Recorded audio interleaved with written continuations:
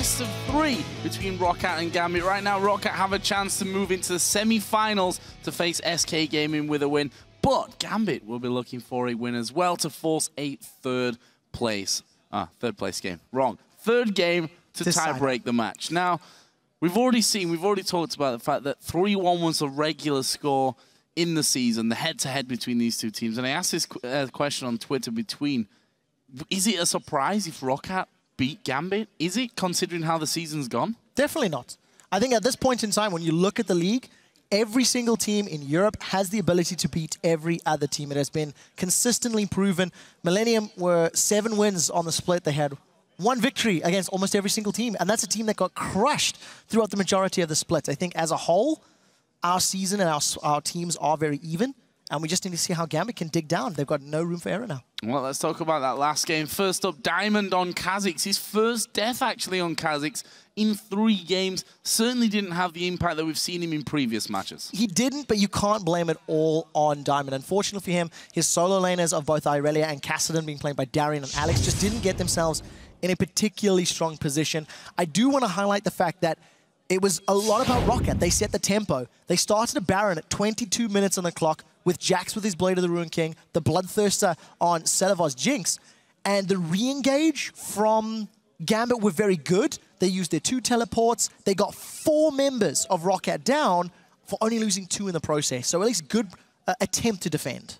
Let's talk about that Dragon fight as well. About 25 minutes into the game, Gambit managed to pick up the Dragon, but now ROCCAT come back in, get the Baron, and then Gambit get kills. Those objective fights were a little bit messy in that game. They were, and the Dragon fight that you're referring to was a clear example of the flaws in Gambit's composition. They needed to blow somebody up, they needed to kill that target. But the shields and the wild growth from Lulu, in conjunction with the shields in the face of the mountain from Thresh, meant they couldn't do it. So ROCCAT were able to get the momentum, they pushed more towers down, they came out ahead.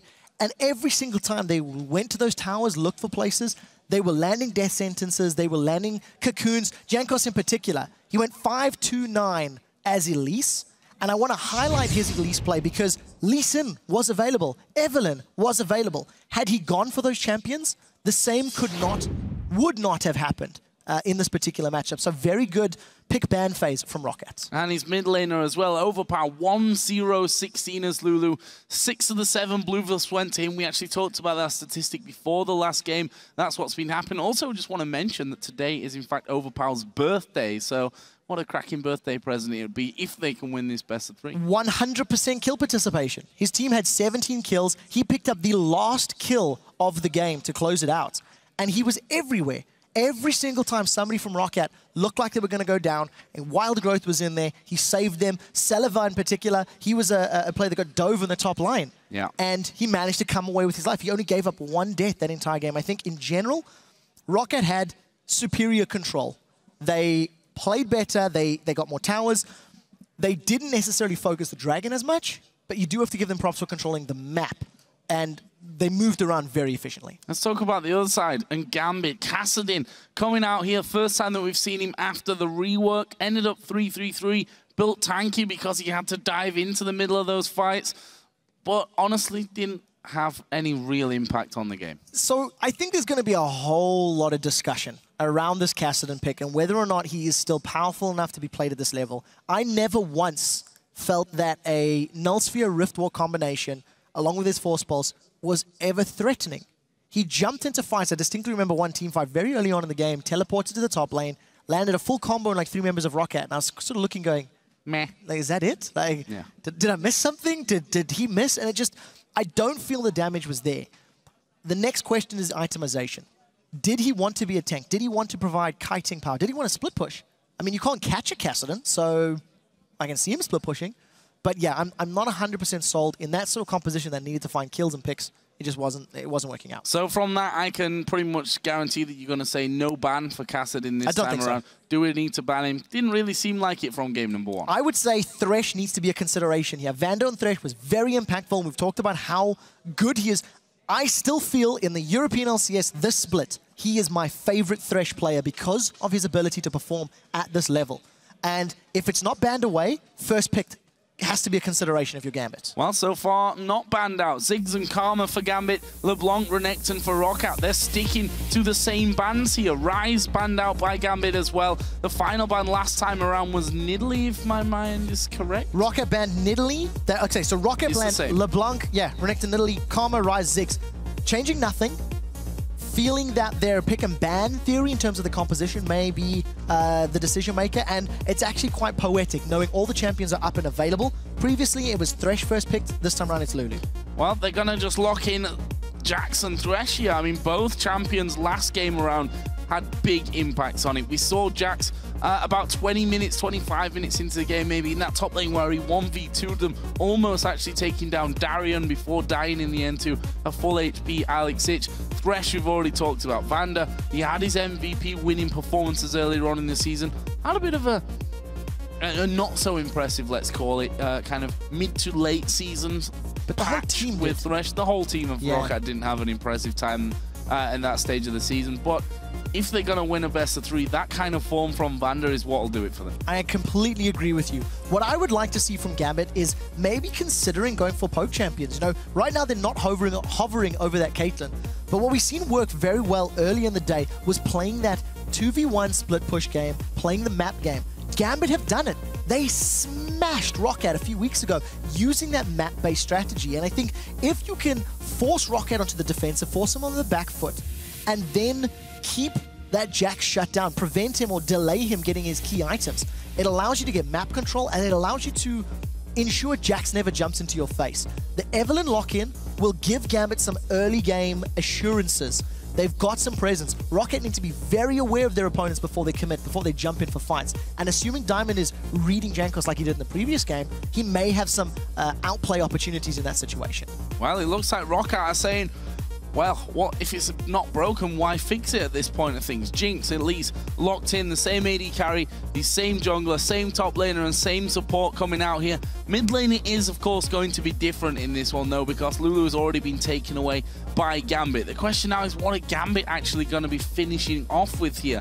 Kayle, I never trust Eduard when he hovers over anything, so we'll completely forget that one. Right now, we're thinking about a top lane and a support here for Gambit. It could be something like a Shyvana. I think if you were in Darien's shoes right now, that would be one of the options. You do also have, you know, you could go really brave and go something like an Olaf into that Jax. Go for something that maybe could find... If you get him ahead early, he's got the tools, he's not going to be worried about the counter-strike, has true damage to burn through some of those resistances that Jax built up naturally. I think there are options sitting on the side of Gambit, but I'm not sure what they're going to go for right now. I'm not convinced. So the Kayle, this is going to be... I'm going to say it's going to be Lulu support, Kayle mid. Yeah. I think we're going to give Kayle to Alex, give him the ability to split push, and also maybe dual Jax, maybe get through enough damage through intervention and get a lot of ability power later on in the game. But if we see Jankos ganking for Xaxus against this Irelia, you're going to have a very similar situation where Irelia was controlled. I don't feel like he scales quite as powerfully as Jax does. And I also want to highlight the fact that there's still not necessarily a lot of safe wave clear on the side of Gambit. They are relying on the short range of that Righteous Fury from Kayle to do a lot of AoE. And look at ROC here, kind of scratching their chins, scratching their head. What are we going to pick here? Is it Lulu in the mid lane? Is it Kayle in the mid lane? Who's going to be in the support role? What are we going to run? I mean, we know Overpow. He's brought Mordekaiser to play twice so far in the regular split. They're hovering over this Lux. They're keeping on it for a long time, but in the end, they're going to go safe here with Orianna. So what I like about Orianna is it gives you a nice zone of control. You can put that command protect down. You can, command attack rather, to zone your opponents away, mitigate some of that rushing at you. Kayle wants to run at you, Lulu wants to run at you, Irelia wants to run at you. In addition, you've got very nice safe wave clear. On the side of ROC, they've got clear engage, they've got clear disengage. They have a lot of things they can do very well, but again, it's dependent on landing those skill shots. There's still 15 seconds on the clock before we'll see if Alex or Eduard swap. As it stands, this is a support Kayle, but I'm not sure. I guess if you go to Lulu, you're going to have more wave clear, you're going to have more ability power on your shields, etc. So you're going to have more saving potential. But I feel like there's enough AoE on the side of ROC to get through the intervention and the wild growth. So we'll have to see as this clock runs down. It does look like it's going to be support Kayle. One thing that we also saw in the European Challenger Series, actually, Kayle support role. double heal with the summoners coming out and the heal from Kayle there can be a real tough one to actually start to burn through. But for me, that only lasts so long into the game. Then, of course, you get the intervention later on, which may also change how things go. I'm very interested to see how Gambit have gone about this break and their team chat between these two games, because Gambit have traditionally been a team that, number one, have struggled. You know, if you look back to the tournaments that were over multiple days, a 3-day tournament, for example, day one, they'd be not very good. In the LCS, they've struggled traditionally across the whole season of keeping things very consistent, but they've always showed up when it counts in playoffs. Well, game one of playoffs is definitely true Gambit style. It is game one of this series. It was not impressive at all. In this particular matchup, I think they have the tools to deal with Rocket early on. You know, the intervention, the wild growth, the summoner heals are actually going to burn through a lot of the single target damage that's going to come from Jax, from Jinx, and from Elise. But the problem is, if Gambit get themselves in a position where they get hit by a multiple-man Counter-Strike, by a Shockwave on multiple targets, and the Super Mega Death Rocket on multiple targets, all of a sudden, there's too many damage sources on too many champions to mitigate. So there's a lot of pressure on Gambit not putting themselves in that position, not putting themselves in a spot where they can get caught out. Well, let's find out. It's game number 2 of Gambit versus ROC, with ROC having that 1-0 lead here in the best of 3. Diamond playing on Evelynn. Going to have a bit more freedom to be roaming around here at level 1. Let's not forget that Gambit actually tried a little funkiness at the start of that last game. Actually went in for some early vision control around the ROC red buff. Let's see if they do it again. Right now, they're spread up across the map. I almost wonder if they won't do it this game out of the safety cause. They don't want to potentially get jumped on again. They don't want to give up any early sorts of kills. So as it stands, nobody going for any sort of early invades. I do want to highlight the fact that Overpow has opted to go for the sweeping trinket himself, which is somewhat unusual on your mid laner. And I wonder if it's not going to signal an early sort of invade. One of the best things to do when you're dealing with a jungle Evelynn is to get deep wards on her jungle camps. It gives you full information of where she is, allows you to predict movements and plan a couple seconds ahead. And if you go in with Overpow and Jankos with that sweeping lens, it'll deny vision as well as gain you vision. And we'll see how they execute it. Well, Gambit are moving here as a 5-man team, pretty much.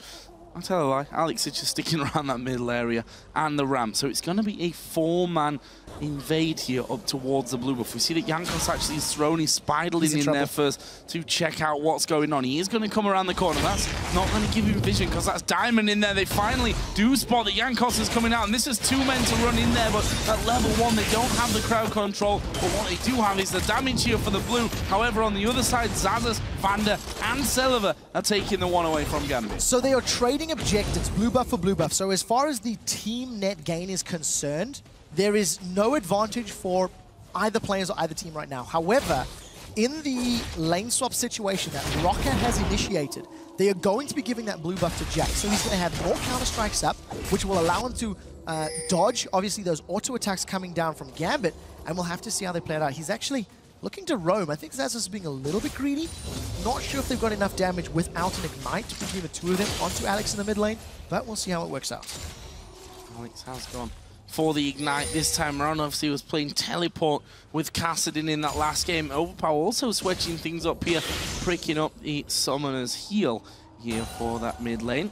Top at the moment, Celaver and Vander just having all the time in the world to be farming up in that 2v1, or 2v-non as they both are right now. Same that's happening down on the bottom. So one of the things that I like to see at this stage of the game is pushing the minion wave into the tower to deny it from your opponents. Now, because Gambit did not do that, they've set themselves up for a 4-man tower dive. Flash is still up. Xaxus is in so much trouble. Does he have Counter-Strike? It doesn't look like it. Yes, he does, actually. And he is going to go on towards Eduard. He found him. Eduard was sanking it up, and he flashes away as well. I don't think he will escape, though. Darien is going to be chasing around the back. There's a slow, and there is first blood going over to Gambit. Eduard went so ridiculously low from that one, but Low's not dead. No, it's not. And that means the blue buff that was secured by Rocket early on is now given over to Darien. So Diamond has blue. Darien has blue. We talked about how important these lane and tower trades are. There are 4 members of Gambit pushing down that bottom lane. They've already grabbed the tower. Jankos is recoiling to back off. Rocket are going to need Probably another minion wave to get this tower down. Maybe they'll get it on this one. Taking so much longer than Gambit on the other side of the map. Actually have to tank up one turret hit there as we do see Xaxus finally get back into his lane, trying his damn best to hold them off on that one before. And this time does get the stun onto Darien as well. Now Jankos is there, and that will at least force Gambit away, at least for now, on this inner turret in the bottom lane. But we can see that they're pushing here. 4 men waiting in the wings to keep this push going on forward. In the top lane for ROC, they're still going to be pushing towards that inner turret, but they're not going to get the better of Gambit in terms of speed, or are they? Darien goes low! Oh, wow! 2 versus 4, and they get a kill. That should never happen. It's straight misplay from Gambit. They overestimated the threat of 4 members on their side. The Counter-Strike locks up so many members. Now Diamond looks like he's in trouble. He is completely out of position here. Orianna's going to come around. Aleksei will join in as well, but the execute potential is there. They've stunned up Alex as well. That's 1 kill. Eduard should probably back away here. He's gone very deep, trying to get towards Xaxus at the back. The flashes are forced out. Eduard's going down. It's Jankos that gets it. Now Genja's there. Can they hold off Genja? He's at half HP, or pushing down Elise at half HP. In the end, he's not got the damage. And what a turn here. Gambit got first blood on Darien. They've just lost 3 kills. The decision-making from Gambit is simply not there. Diamond once again overextended after giving up a kill. Genja's still sticking around in the jungle. While all of that drama's going on, now Rocket are out of position. Now they're going in towards Vander and Celaver. There are the flame choppers. The hook lands onto Darien. Is this going to be his second death? Exhaust is down. He's going to fall. Vander gets that one. Get excited. Will send Celaver running, but Diamond continues to chase. Vander needs to pull something off here. It won't be in time. And now Eduard's chasing down Vander as well. They've surely got the damage here. Vander has no summoner spells left, but here comes Jankos up the river. He's going to take the lantern. They go towards Diamond, and they're going to kill Diamond, and Vander lives as well. What is going on? Now they're chasing back towards Eduard. They're going to give us a break, though. It's 5-2 ROC. Insane. This is non-stop action. Jankos is everywhere on the map. In conjunction with his teammates, Jankos has secured 3 of the kills, grabbed himself an assist. Gambit are running around like headless chickens right now. They stuck around in that bottom turret for far too long. They invaded, they stuck around for far too long. They pulled a solo queue mistake of going in 1 by 1 by 1 and gave Rocket the opportunity to single them out and land all the CC that they needed. Now, even though Rocket were overextended in that last minute with Celaver and Vander pushing that inner turret, thanks to some great individual play, they turned it around. Rocket secured a kill, and because it took so long to chase Vander down, it bought time for Jankos to get in range. Right now, Rocket close to 2,000 gold in the lead. They are even on turrets, and they're sieging this bottom turret as well. Counter-Strike coming up there for Xaxus, and he's just going to let that hit the minions. They want the turret here. They do not give a monkeys about Darien, and both him and Celaver are doing such a great job of stripping that one down, and now they're going to jump towards Darien. Eve's waiting to the side. There are the jumpers coming in. Darien's going down here, and he will get finished off. Celaver does it, gets excited, runs away. Eduard can't have the impact. Gambit are falling apart. I have no idea what they are thinking. The tower was going down. Darien has already given up 2 kills prior to that. You can't even call it a defense, really, because he made no real attempt at shutting the champions down. He was trying to CS. Now, Rocket with a fantastic advantage. They've got 4 kills in the lead, an additional tower. They're going to grab an uncontested dragon. And if you just look at the item disparity right now, there is a BF sword on Celaver to a double Doran's blade on Genja. Vamsictor picked up for Xaxus. He's currently sitting on a whole bunch of gold. He's going to go back and spend that in a moment or two. And every time Rocket are moving around the map, they are punishing Gambit for their decision-making. Absolutely dumbfounded by how this game is going so far. Darien 1-3-1. Picking up, I hate to say it, but picking up where he left off in that last game in terms of just being caught out completely. Diamond there as he was caught by the Wolves to give another kill. Eduard, who's moved back and forth in those little engagements, also is 0-1-2 right now. This is not going Gambit's way. This is not the way to win a best of 3. I mean, they need this game, otherwise they're going to have to play the Wolves for that 5th, 6th place. Yeah, and face the potential of the summer promotion tournament. Now, right now, it is still 3,000 gold. So that is a sizable amount of money at this point in the game. But because Rocket have garnered so many advantages in that top and bottom lane, it now becomes exponentially more risky to actually go past those turrets, to push deep into enemy territory. Vander right now pushing down, getting some vision. If he continues to push and Evelynn comes in from behind, Gambit can find themselves kills. Gambit can find opportunities to bring themselves back in the game. This is a level 6 Diamond that's going to be coming up against a level 6 Celaver. Vander still doesn't have his box, so we'll see how this little engage plays out. Trying to get into position here. He's got a scan, does Vander, and if you put it down right now, he would find that he's in full vision and in absolute danger. They're going to go in there. All three of them moving around the side. They dive towards Vander. The exhaust goes down. Darien comes in. Well, here comes Jankos. Here come the teleports as well. Vander's still alive. He's gone out to the back. Darien tries to follow through, but didn't get the killing blow. Eduard's low on the top side. There is the wild growth coming in, and they chase around. Irelia goes down. They have not managed to finish off Overpow. He flashed away from that one, and now Jankos run towards Genja. Can they kill him blow? No, a flash away from Lucian, but look at those red blinking health balls over with Gambit. Either way, it's just a 1 for 0. I have no idea how Vander survived that. Yeah, Diamond is in a little bit of trouble. Vander gets out with his life, and Summoner Heal wasn't even used by Celaver. That was a straight hook, line, and sinker bait from ROC. They put themselves in a position where they knew Gambit was going to bite. The moment Gambit did, the teleport came in from Xaxus. Jankos was close enough that a repel allowed him to get in range and have an impact on their fight. I do want to highlight, though, the wild growth from Gambit and the mobility that their champions have did actually allow them to survive longer than we were expecting. I did think that was going to be much worse for Gambit.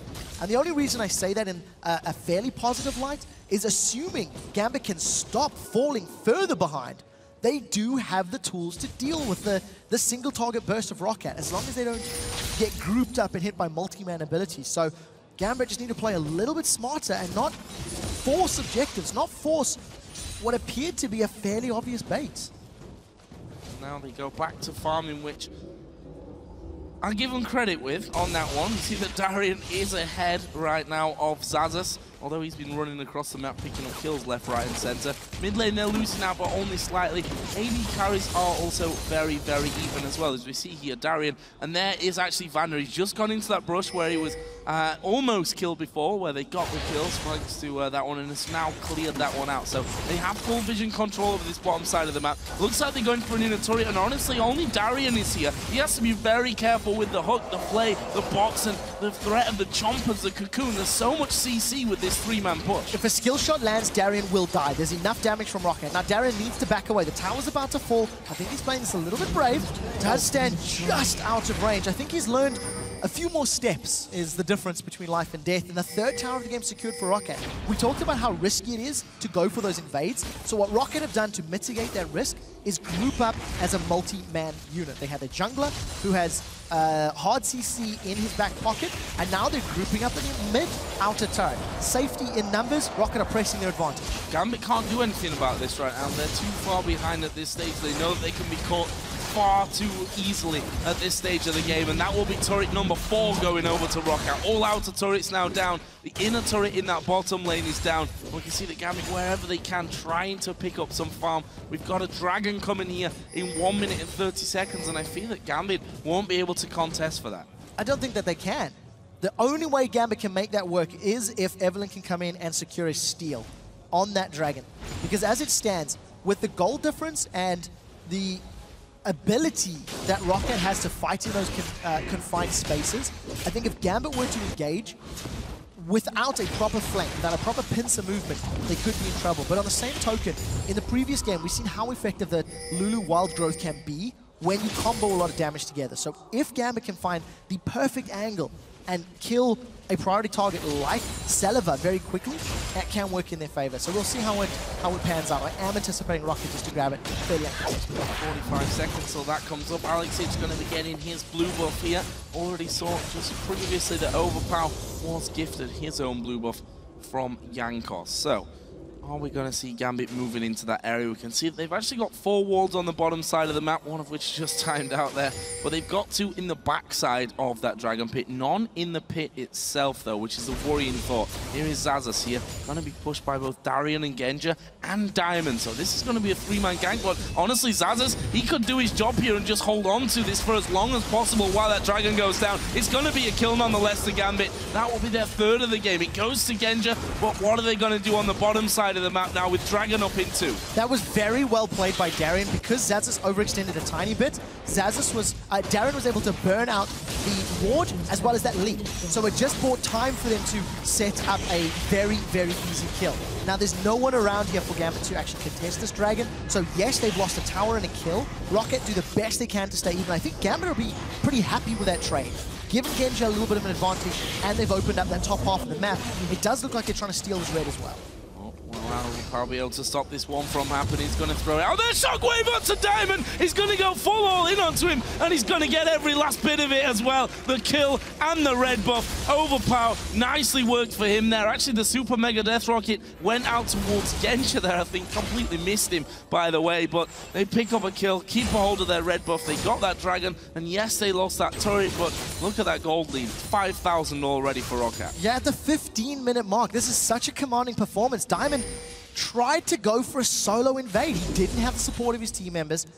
And I will also be honest, I think underestimated the damage there from Overpow. You actually see Gambit members basically arguing over the wolf camp there. Alex securing the big wolf while Genja gets the two smaller ones. And I think at this point in time, Gambit have given up so many kills and so many objectives that there is literally no more room for error. If they do that again, when Rocket group up around these inner turrets at the top and the middle lane, it's going to open up their inhibitor turrets. And the moment Gambit falls so far behind that they can't even defend their inhibitors, this game is going to be completely over. I can see that Celaver here quite happily pushing away on this top side of the map. In fact, he does have Thresh coming around to him there. Elise is there as well, and actually Eddie might get caught out here. This is real bad news for Eduard. He's going to get caught in between three people. It's Overpow that's going to be chasing him back. The rest of his team have said, I don't think we're going to be able to stick with you, Eddie. He's going to flash away over on towards the side of Rocket, and on their side of the map, he's going to be chased by Overpow, but that leaves 3 versus 2 here on that side of the map. Eduard here will be spotted by the minions. Have they got vision of him? Overpow going to check this first push. Eduard is going to try to recall, but he's not going to escape this one. He's going to go underneath the tower. That's the free damage that Overpow needs. Well, it's just a matter of time for that one. Meanwhile, all right, Eddie. The most unexciting kill of the game.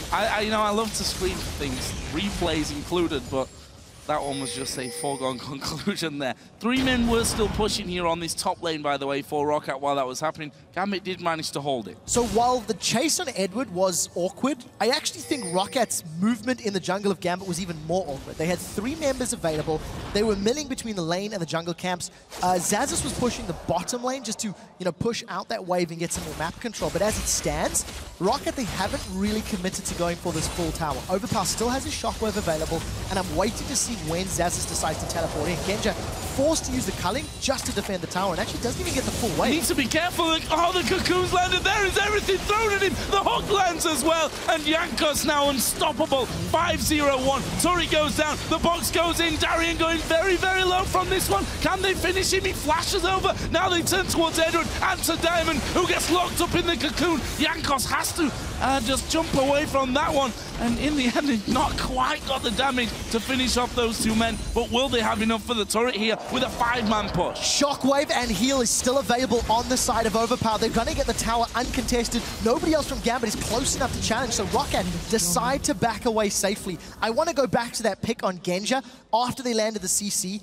Had Eduard not wasted his intervention on a kill that was guaranteed to happen, he may have saved Genja for a moment or 2 longer. Genja has a flash available. If he'd flashed away from those flame chompers after intervention could have saved him, you know what? Maybe it would have been enough time for the rest of the team to get there. Truthfully though, that's hindsight, that's 2020, and Rocket have a 7,000, 8,000 gold lead.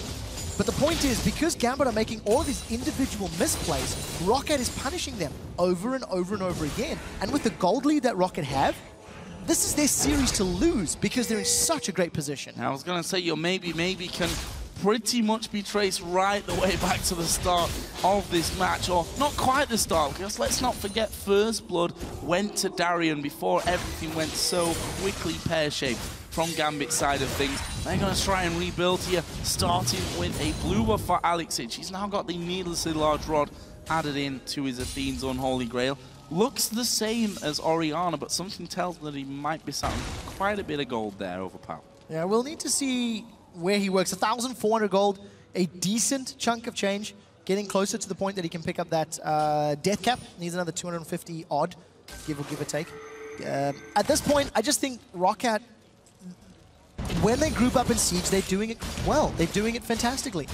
Every single time they've been on Gambit's turret, a member of Rocket has landed a crucial skill shot that has given them kills. It happened in Game 1 with the exact same champions. It's happening now in Game 2. You've seen the Death Sentence previously. You're seeing the Cocoons landing. And I think if I were in Rocket's shoes, I would stock up on wards, and I would just push down the middle lane. Get the last mid inner turret, and then immediately start sieging up either the inhibitor turrets or forcing Baron. I think Xaxus was a little further ahead in the previous game, so they're not quite powerful enough to take Baron, but we'll see how it works out. Celaver and Vander here going to push out this bottom lane once again. Evelynn, I feel like Diamond is going to be so key here to doing anything in this game. If they're going to get these picks off, he's got to be the one that gets things started off, that gets these positional moves right for them. But you see that Jankos has not even got vision of him. He's just walking his general direction, and Diamond's like, nope, not going to do that. Meanwhile, Darien's just cowering in a bush. Doesn't want to add any more deaths, I think, to that 1-4-2. The Dragon's coming up here in 5 seconds. Honestly, again, Gambit are in that scenario where I feel like they can't fight for it, but I almost feel like they have to at this point somehow. The problem is Gambit can't pick a fair fight because they're so far down on map presence and on gold. If they pick a straight-up fight, they're behind in every single department, so they will lose. The only way for Gambit to actually pick a fight to try to balance this back out is, once again, finding picks. Is actually with Diamond and Alex maybe flanking somebody, maybe catching Xaxus and killing him before he can get the support of the rest of his team. And because Rocket have got pretty good vision, at least in the top half of Gambit's jungle, it just makes it so much more difficult. Rocket aren't giving them a chance. They are playing safe enough right now to avoid opening themselves up to that opportunity. Overpow's death cap must be a little bit scary there for Aleksei. We saw his little 1v1 against Darien. It wasn't really a 1v1 either, was it? If we're really honest on that, it was all about Overpow just landing everything. And there is Xaxus jumping on towards Aleksei. The wild growth used, flash away from the shockwave. The intervention used a little bit too early there from Eduard, and that was a little bit of a catastrophe there, a bit of comedy of errors. So that was a flash intervention from Eduard. He used his summoner spell and his ultimate. Alex forced to flash away from Jax and use his wild growth. If you look down the summoner spells of Rocket, they didn't lose a thing. They only used that shockwave. Now a two-man of Rocket are sneaking a Baron. The rest of Rocket are running interference and blocking. Xaxus isn't even there. He's going to walk his way back up, but Jankos, look at the damage he's taken. If he gets caught out now by Diamond, he probably will go down. Here's a teleport from Gambit. Can they steal this Baron? He coming in, but there's the Baron going to Rocket. Jankos low. Oh, the Super Mega Death Rocket completely whiffing there. Vander's going to go low. He flashes away to the side. Celaver not got any mana left. Overpow does have a flash here. He's just going to wait it out. He's even going to take a ward down there in the time that he waits around. And he's waiting for that lantern, and there it is. Who needs the flash when your teammate can go low, go over the other side, throw you the lantern. Safe as houses for Rocket. They get the Baron here. 10-3 up in kills. So very close to a 10k gold lead.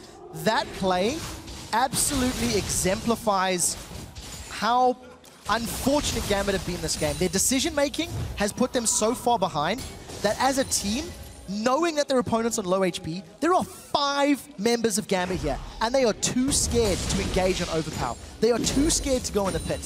The control and the exquisite decision-making from Rocket means that Overpow didn't even burn his flash. He knew, he was communicating with Vander, they knew that the lantern was up, there was no threat, so why bother wasting a summoner spell? And that just completely defines this series so far. Gambit just haven't been in it.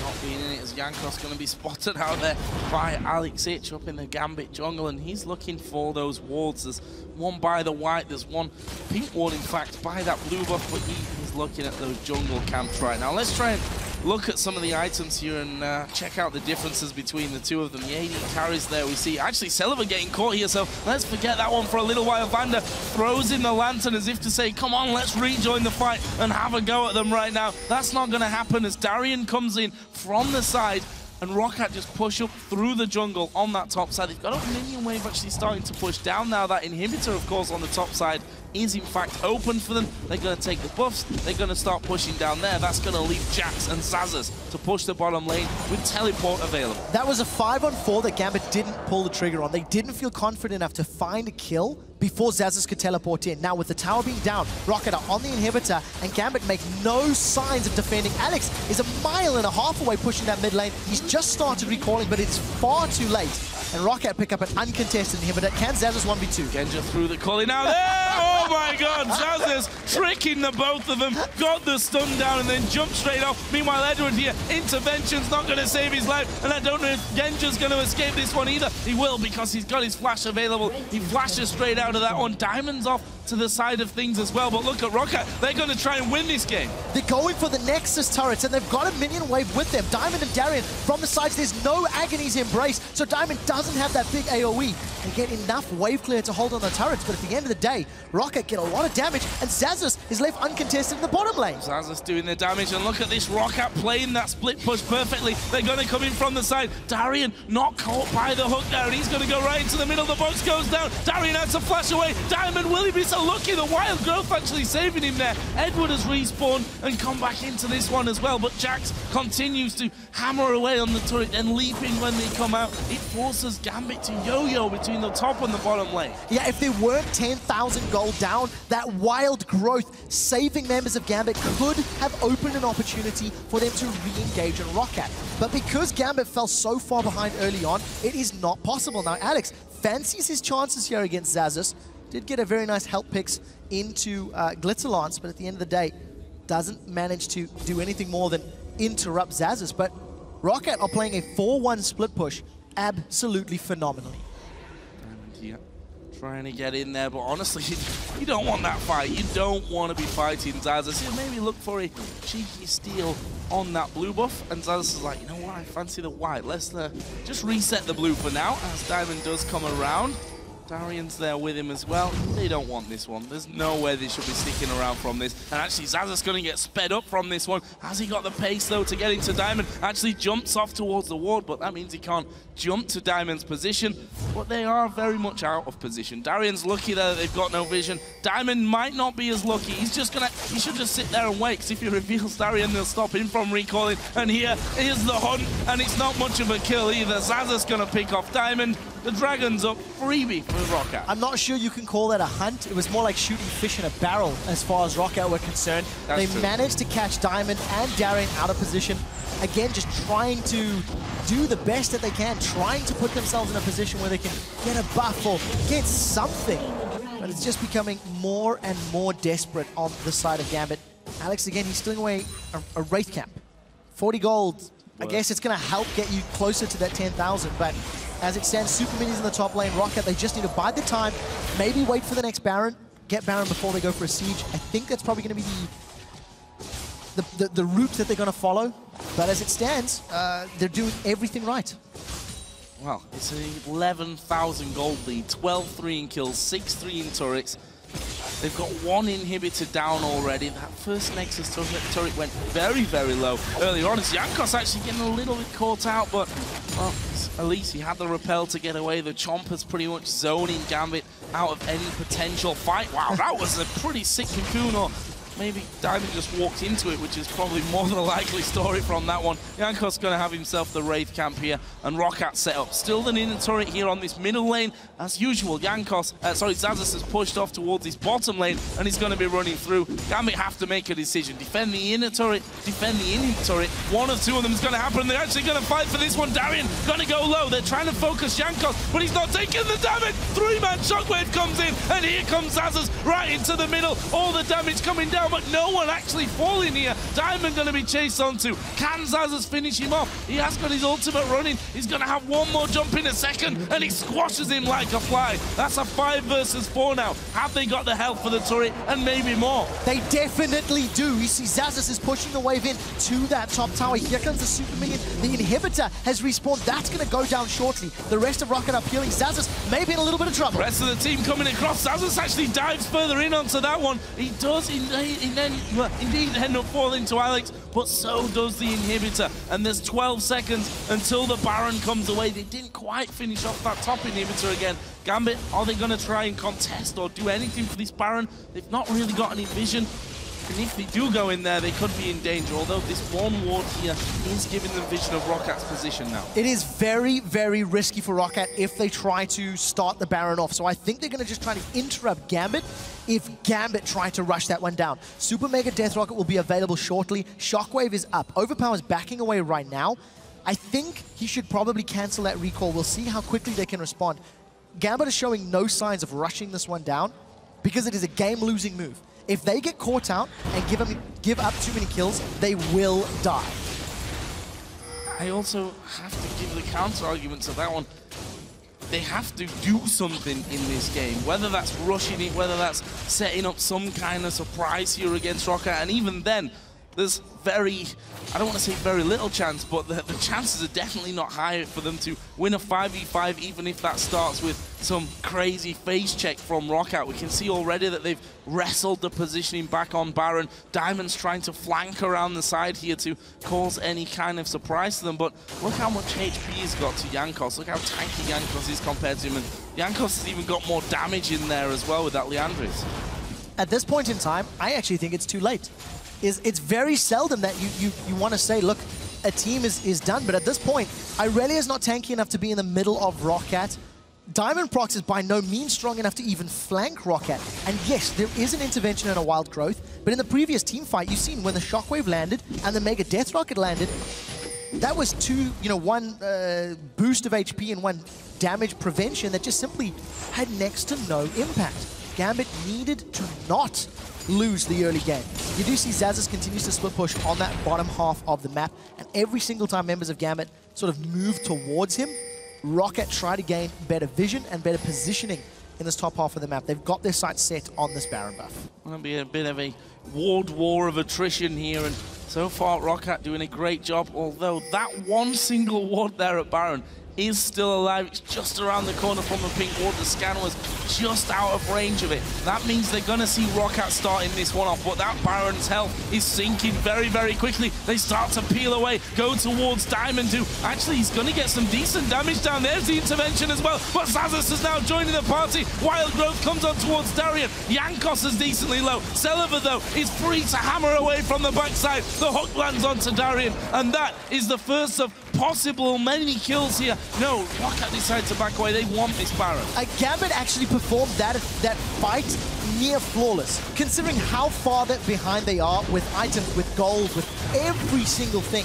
They managed to mitigate and juke around ROCCAT well enough to cause them a headache. Unfortunately for Gambit, they are just too far behind. They didn't have the damage they needed to get the kills, and like we talked about, Darien was in the fight for 3 odd seconds before he needed to retreat, and a great death sentence from Vanda sentenced him to death. Now ROCCAT with Baron, they're going to siege this top lane, grab their second inhibitor. There's very little Gambit can do because they don't have many of their ultimates available for another big team fight. Diamond trying to come around the side here, but honestly, his effect has been pretty minimal in these fights, and look how quickly that inhibitor goes down there. Celaver ripping it to shreds, and that means now only the bottom side of Gambit's base is really left standing. That middle inhibitor should be spawning in here fairly shortly, as we're going to see the slow going on to Eduard. Does that mean the hook comes in? No, not quite, and Diamond is still looking for that flank position. Yeah, it's the way you need to engage with Eve, but we need to see, can they blow somebody up quickly enough? At this point in time, ROCCAT are playing so incredibly safe. They're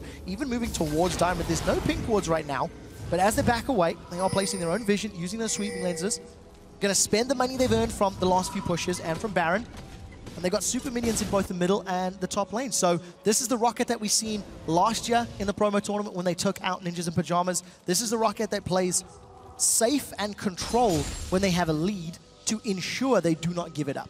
And on that note as well, we're only 33 minutes into this game.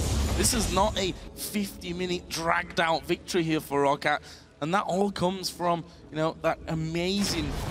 I almost hesitate to call it amazing because I feel like a lot of it was misplays from Gambit's side as well, whilst not wanting to take things away from ROCCAT because they certainly have capitalized on what they've been given. The way to look at it is the misplays from Gambit were punished and taken advantage of by ROCCAT. And when you are at this level of play and you are gifted opponents who are out of position and engage one by one into multiple members of your teams, if you do not punish that, you are making even bigger mistakes. So all kudos to ROC for taking advantage of Gambit being out of position. I do want to touch on the fact that the captain boots have been picked up by Eduard. It has been changed. It is cheaper in 4.5 and more effective. It's going to give you your allies a 10% increase when they're moving forward. But you know what? At this point, it's a little too late in the game. Super Minion streaming middle and top, and we'll see how ROC siege this up. Using the long range of their rocket launcher, that tower's already being shredded. Yeah, already down to way less than half HP. Genja actually getting hit there slightly by Overpow. And look at this, once again, the standard tactic here of this game for ROC is Xaxus pushing down that middle lane. This is going to be the third and final inning going down. Diamond is actually going to back away. Darien's right in the middle of them. Wild Growth goes down. Jankos actually falling fairly low, but they've used all the heals that they've got there. The hook comes in. The shockwave follows up. Gambit are going to fall one by one. Eduard, the last man left alive here. And look at ROC. They're tanking up those Nexus turrets. They're going to finish both of them off. They'll finish the Nexus itself and Gambit Gaming and pick up the victory here to go through into the semi-finals to meet SK Gaming. Ladies and gentlemen, a flawless performance with effectively the same composition. ROC played 4 out of 5 champions the same in both of these games, and you never once felt like Gambit were really in a position to challenge. From the get-go, ROC found picks, they landed their skill shots, and they forced Gambit into the 5th, 6th place decider, potentially to a position where they may be facing the summer promotion tournaments. And it's so hard to call out one specific member there of ROC for fantastic play. I'm going to go out on a limb and talk about Xaxus here. You were trying to get in there before me. I hope you've got someone different from that one. But for me, Xaxus, we saw in the first blood of this game, let's not forget, went over to Gambit. It was a 3-man dive onto the turret. Actually, it was a 4-man dive. It was 4-man. It was a 4-man dive versus Xaxus alone. He waited to see who the tower was going to aggro, and then he threw the counter-strike, jumped straight onto him, got the stun, almost killed Eduard. But even then, after that, Eduard was low. He ended up doing it again on the inner turret this time to pick off Darien. And once that happened, you saw an obvious nosedive in, I think, confidence overall for Gambit. So the part of the reason that Xaxus was able to turn the second dive on the inner turrets and actually get a kill in a 2v4 was because of the player I want to call out, is Jankos. He played Elise in both games. His cocoons were phenomenal. Yeah. His early ganks were absolutely great. Elise is a champion that has been hit recently, but in terms of her jungle clear, not necessarily in terms of her damage against champions. She still has percentage HP. And we've heard a lot of pros quite outspoken about moving away from Elise. And Jankos made it work. He went unkilled in that previous game, 6-0-7. 13 of the kills he was involved with out of his team's 18. And I really feel like he was a very large proponent of their rotations in the early game. We talked about how important Jankos and Diamond are to this games. I did not once feel that Diamond had a positive impact. Well, let's just keep the ball rolling here. Overpow, it's his birthday today, a 2-0 victory. Not a single death over 2 games. Finished 2-0-11 in this one. He didn't die in game 1, right? No, he didn't. 1-0-16. And he was involved in every single kill in game 1. Yeah. And pretty much most of them here. 2-0-11 on Orianna. He had another really, really impressive game. Vander's hooks were sublime all day long. Celaver, whilst I think it remained the quieter of everyone else, he didn't really do anything wrong in those both entire games. So before we get to Celaver, I want to touch on the lane matchups that Overpow had. He played Lulu in the first game, he had Orianna in the second game. He had time to deal with Gambit. In game 1, he was against Kassadin, who is strong in the weak in the laning phase, doesn't offer much resistance. Now Orianna versus Lulu. Lulu is much less of a bully in the early game. So both times, both teams were almost gifted a fairly easy mid lane laning phase. Yeah. The difference is the side lanes went to crap for Gambit because they got caught out, they were out of position. Alex never got a chance to have a positive impact because he was 3, 4, 5,000 gold down before his ultimates were even needed. And then just to very quickly touch on Celaver, he played Jinx, high-risk AD carry because you can get jumped on against champions who wanted to jump on him. He gave up 1 death in each game. And again, because of great teamwork and getting ahead, but all props to him. He was never out of position. You never felt like he was at threat of being killed in either of the matches. And kited brilliantly, which is something you've got to be able to do with Jinx, landing the slows in there. We saw a couple of times where he was so very low, specifically in that second game in the top lane, where he got the assist on the kill, got his passive going, and just ran away from what looked like certain death. Overall, I think we could say that this ROCCAT team were so impressive. And I want to go back to that question that I asked earlier. Is it an upset if ROCCAT beat Gambit today? And I'll tell you what, looking at the performances there, it's no surprise that ROCCAT beat Gambit today, looking at both teams' performances. ROCCAT are one of the few teams that can get under Gambit's skin very early on, and that is, to me, the key to beating Gambit. If you are even at the end of a laning phase, all of a sudden you are in trouble. And I want to step back very quickly and look at Gambit as a whole. They had a boot camp leading into Intel Extreme Masters World Championship in Katowice, and they did not look threatening. They did not look to be the Korean killers that we expect. Yeah. They had a 12-day boot camp coming into this match. And truthfully, I don't think they've looked worse all split. Individually, they made mistakes. Their decision-making when moving around the map was poor. And I really think they have to go back to the drawing board tonight to figure out how they deal with the Copenhagen Wolves tomorrow, because otherwise it's a summer promotion tournament. They need to fix that, that's for sure, but let's keep it positive. ROCCAT move through to the semi-final. We're going to send things down to Xaxus, who's joined by Vander and the birthday boy Overpow from ROCCAT to talk about that win. Thank you very much, Joe. Indeed, joined by the birthday boy Overpow and Vander as well. Overpow, what a birthday present that you guys gave yourselves. You not only secure a place in the semifinals tomorrow, but also the summer split. What for you guys is the most important? I think the most important is that we stay for the next split. It's very exciting to play on the LCS, and it's just really great. Yeah, absolutely. But of course, you got to give your all in the semifinal tomorrow, because you guys look great today. Let us talk a little bit about the comps. I wanted to ask you maybe first, going up against that reworked Kassadin the very first time here in the LCS, what were your general impressions? So before the game, I asked guys what his skills are, because I didn't even play versus him at solo queue or something. But I feel overall he's a weak champion. He had to go tanky because he deals not so much damage anymore. So he went tanky and had no damage, not so tanky as well. So it was kind of weird to see him in the LCS playoffs. Are you the guy that then says, hey, Overpow, he does this, this, and this? Are you the brain? It was Jankos, because he always likes to troll a bit in solo queue. He likes to have fun. And I think the Kassadin pick was about catching the AD carry of us. Like, he's tanky and he has a lot of slows with E and this item. You build out of Shin, yeah. And yeah, then you have Kha'Zix and Irelia, so I think they were focusing on killing Jinx in teamfights. Yeah, absolutely. You guys going for that Jinx pick twice, which is, of course, a risky pick. So are you then very confident in your Thresh skills that you can protect her, or is it the Jinx, or is it Celaver that says, hey guys, I can do it? I think it's both. Like, they were jumping on Jinx every teamfight, and I just built 2 items for her, one from the Targon to shield and Mikael, so she's pretty safe with a new exhaust, which is really good, and my ultimates and other skills. So in the preview show, we had statements from both teams, and you guys kind of called out Gambit bottom lane as probably being the weakest link, and they did the same thing about you guys. How do you think it matched up in the end? Well, in game 1, the teleports really saved them, because if not those TPs, they would be dead twice in 2v2. But yeah, it could be them baiting, so I died once for 2 TPs, so I think it's not that well for them, and even Nami took the kill. Overpow, and tell me about the champion select also in game 2, because we seemed confused. Is it going to be Lulu mid, or is it going to be Lulu support? Why did you go for the Orianna in the end? Because it's just a safe champion, as Lulu is, so we wanted to make it safe.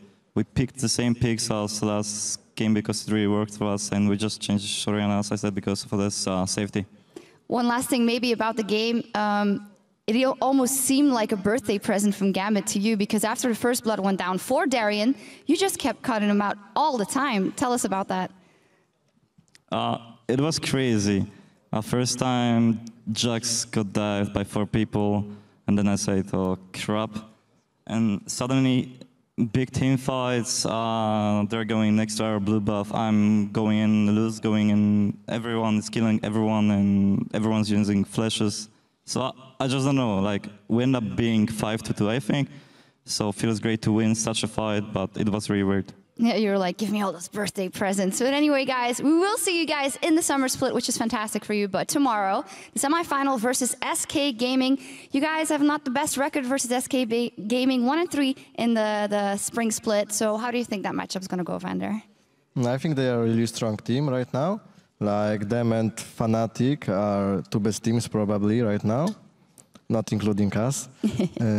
Yeah, I think it will be hard, and I think both teams have really big chance. Like, we have really different play styles, I think, and yeah, it will be fun to see how it goes. It will indeed be fun to see. We'll see that tomorrow. Thank you very much, you both, and happy birthday once again to you, Overpow. Thank you.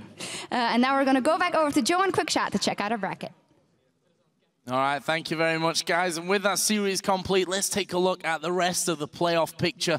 Alliance, of course, beat the Copenhagen Wolves earlier today, which means they will move into tomorrow's semi-final match versus Fnatic. And after winning 2 decisive games over Gambit, ROC will join them and move into the semis where they'll face SK Gaming. Yeah, and at the end of the day, the Copenhagen Wolves will face Gambit in a 5th place best of 3, with the losers heading to the summer promotion tournament.